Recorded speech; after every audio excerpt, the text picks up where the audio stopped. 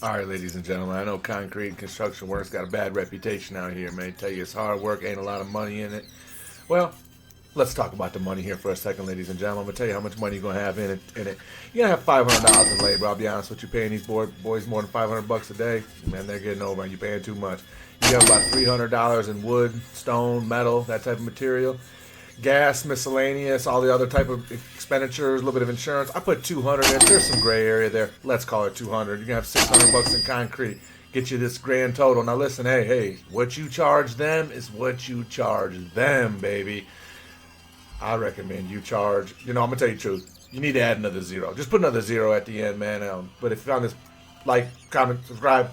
Cheese.